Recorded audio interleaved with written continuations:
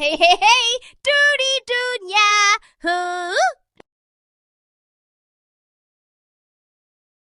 बरसात के मौसम में गांव की मिट्टी में जैसे खुशबू घुल जाती है, वैसे ही कुछ गांवों के नाम के साथ दास्तानें भी। बरईपुर एक छोटा सा गांव जहां दिन में हंसी की खनक सुनाई देती है और रात होते ही सन्नाटा।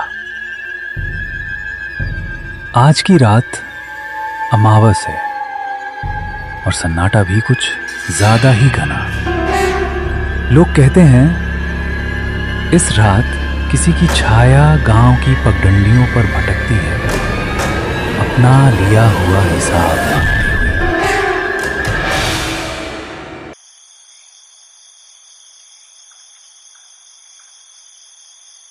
लोगों, आज घर जल्दी पहुंचना, अमावस की रात है, आज बिल्कुल भी देर मत करना।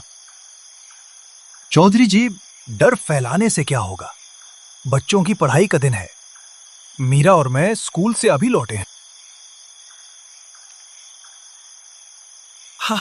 आप इन सब में विश्वास करते हैं। डर और भूत प्रेत जैसी चीजें सिर्फ कहानियों में होती हैं। कहानी कहकर टालो मत बिटिया। बरसों पहले की एक आग, और उस आग में जो जली थी उसकी छाया अब भी भटकती है। वो किसी की हंसी बर्दाश्त नहीं करती। मौसी, वो कुएं वाला किस्सा ही है। लोग कहते हैं रात को पानी में किसी का चेहरा दिखता है। क्या सच है? बात मान लो। रात को शमशान की ओर वाली पगडंडी से कोई ना जाए। अमावस की हवा हल्की नहीं, डरावनी चलती है। समझदारी और अंधविश्वास की रस्साकशी गांव में शुरू हो चुकी थी, पर सच्चाई क्या थी? इस प्रश्न के जवाब में फिर वही सन्नाटा। अरे भैया, आप एक बात तो बताइए, आप ऐसे उदास से क्यों बैठे हैं?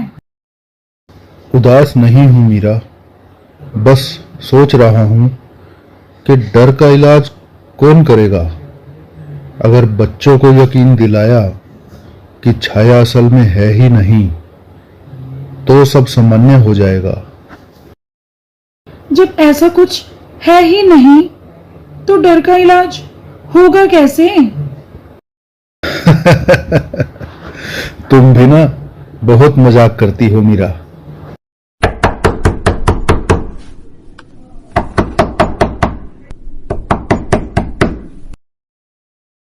अरे भैया, क्या आपने सुना? ये कैसी आवाज आई अभी अभी? मुझे तो लगता है कोई है बाहर। अरे डरो मत, मुझे लगता है कि हवा है। चलो खाना खा लेते हैं, देर हो रही है। डर को मजाक में उड़ा देना आसान है, पर रात का सन्नाटा उसे वापस बुला ही लेता है। और फिर अचानक गोपी को जो दिखाई देता है वो सच में बहुत डरावना होता है।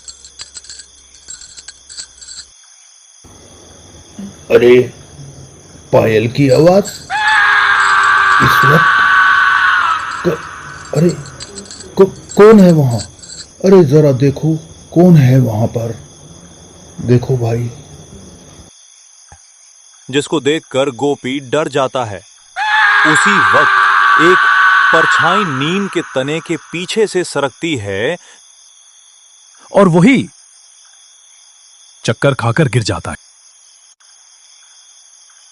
पंडित शंकर भी डरा हुआ मंदिर के बाहर अपनी पूजा पाठ में व्यस्त था कि तभी ऐसा कुछ उसको भी दिखता है। ओम त्र्यंबकम यजामहे सुगंधिम पुष्टिवर्धनम उर्वारुकमिव बंधनान मृत्योर्मुक्ष्यमामृतात्। ओम नमः शिवाय। जो भी अशुभ है दूर हो, जो भी अशुभ है दूर हो, सब शुभ हो। ओम त्र्यंबकम यजामहे सुगंधिम पुष्टिवर्धनम।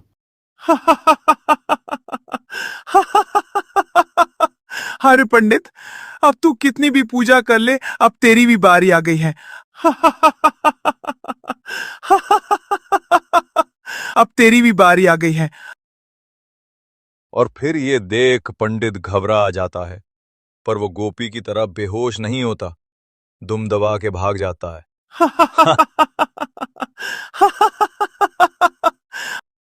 अब पंडित शंकर को भी शायद संकेत मिल चुका था।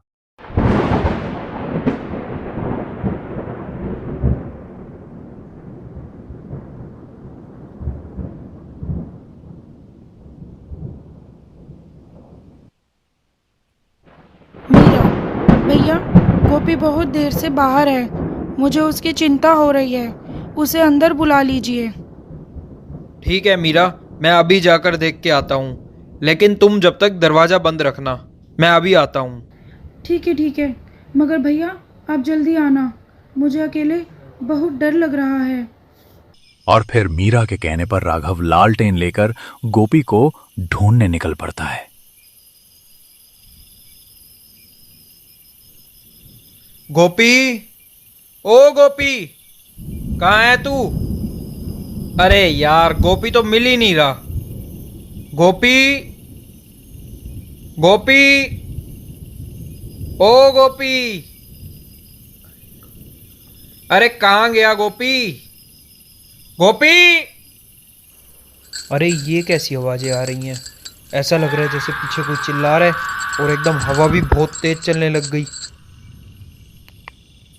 अरे कौन कौन वहां कौन है?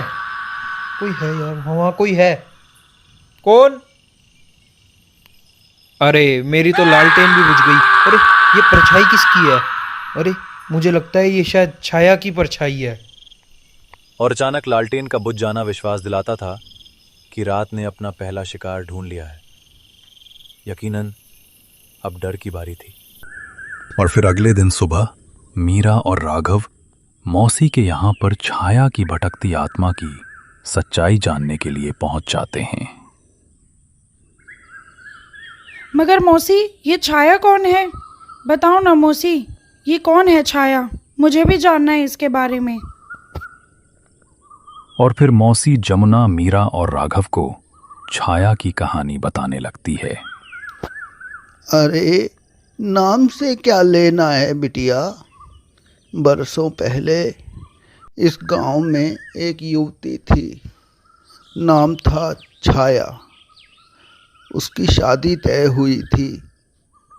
दहेज के लिए लड़के वालों ने आग लगा दी थी उसको।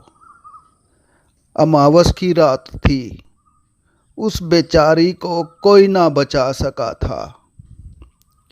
उसका शरीर तो चला गया था, पर उसका हक उसे नहीं मिल पाया। कहते हैं उसी रात से किसी की छाया गांव वालों के साथ साथ चलती है। जो अन्याय को ढकने की कोशिश करता है, उसे डर दिखाकर सच सामने लाती है। छाया की सच्चाई जानकर मीरा और राघव हैरान रह जाते हैं। अगर सच में अनर्थ हुआ है, हम न्याय करेंगे। पुलिस, कागज, जांच सब होगा, पर अभी हमें गोपी चाहिए। मुझे लगता है बेटा, गोपी को छाया वहीं शमशान की पगडंडी के पास खींच कर ले गई है। और बेटा, मैं तुम्हें एक हनुमान चालीसा देती हूँ, बुरी शक्तियों से तुम्हारी रक्षा करेगा। और तभी मौसी उनको छाया की आत्मा से बचने के लिए एक हनुमान चालीसा देती है। और फिर रात को सब लोग मंदिर के बाहर इकट्ठा हो जाते हैं और छाया को न्याय दिलवाने के लिए। और फिर पंडित शंकर कांपते हुए सब गांव वालों को छाया की आत्मा की शांति के लिए बताने लगता है। चौधरी जी, अब तो नौबत आ गई है। शांति पाठ तो कराना ही होगा, पर उससे पहले जिसने भी छाया के साथ अन्याय किया है, वो अब भी गांव में ही है। हम सबको उसे सामने लाना ही होगा, तभी छाया की आत्मा को शांति मिलेगी। और फिर चौधरी रामसुख भी पंडित की बात का समर्थन करता है। सही कह रहे हो पंडित। जो भी सच है वह सामने आएगा ही आएगा, और जिसने भी छाया के साथ गलत किया है उसको उसकी सज़ा ज़रूर मिलेगी, और छाया को न्याय मिलना ही चाहिए। हाँ मुखिया जी, अब तो वो हमारे घर में आकर दरवाजा खटखटाती है, उसको न्याय मिलना ही चाहिए। अरे आप यकीन मानो मुखिया जी, मैंने तो उसको मंदिर के बाहर भी देखा था। जब मैं पूजा कर रहा था मैंने तो भाग के अपनी जान बचाई थी। नहीं भागता तो शायद मैं भी गोपी की तरह गायब हो जाता, और शायद तभी गोपी भी गायब है। पंडित शंकर, मीरा और राघव तो शायद छाया को जंगल में भटकते हुए भी देख चुके हैं। अब सभी गांव वालों को भरोसा हो जाता है कि छाया की आत्मा को शांति अवश्य मिलेगी। पर उसी रात को एक घटना और घटती है।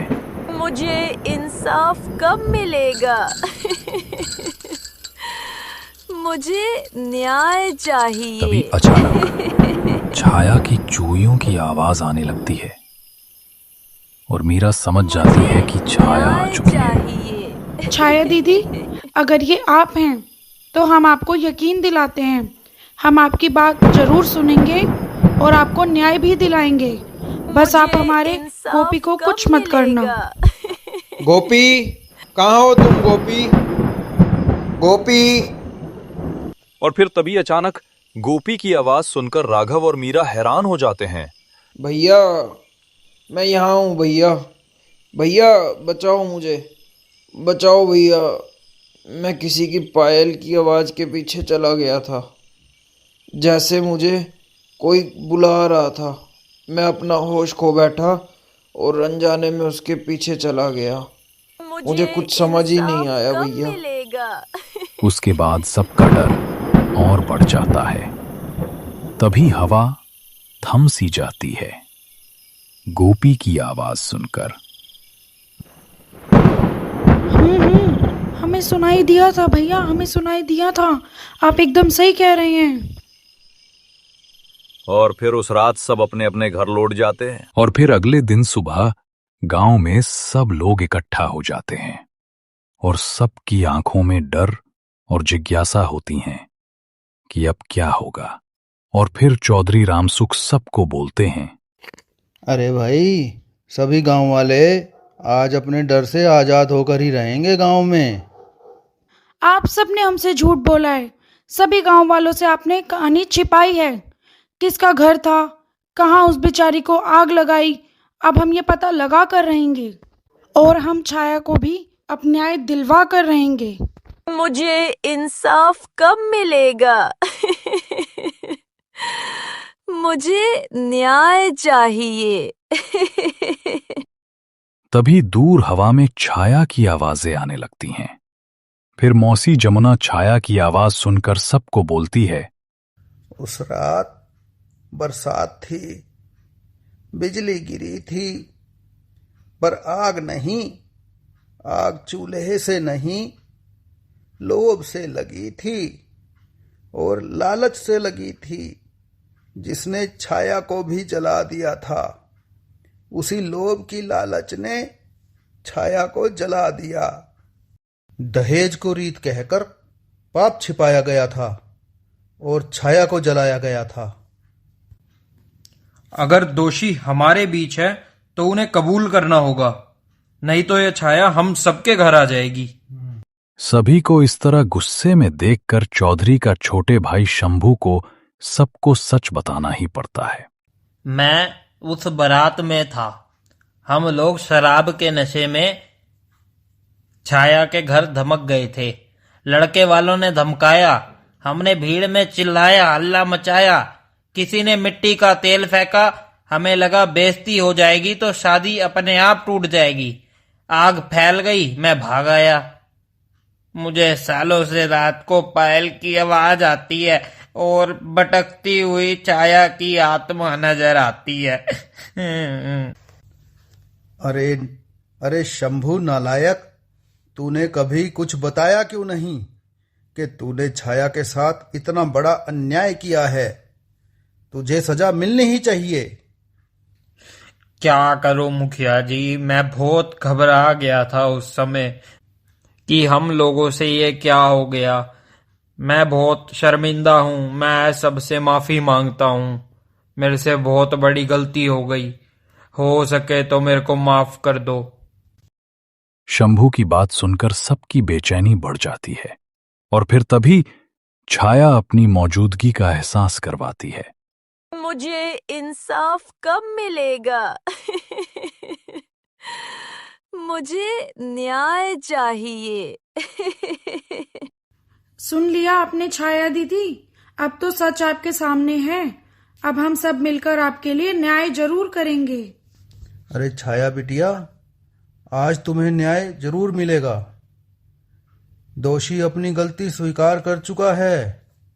पंचायत लिखित में अपना माफीनामा भी जरूर देगी और बिटिया पुलिस को भी खबर की जाएगी और छाया की स्मृति में हर अमावस्या को गांव में कुएं के पास एक न्याय दिया जरूर जलाया जाएगा।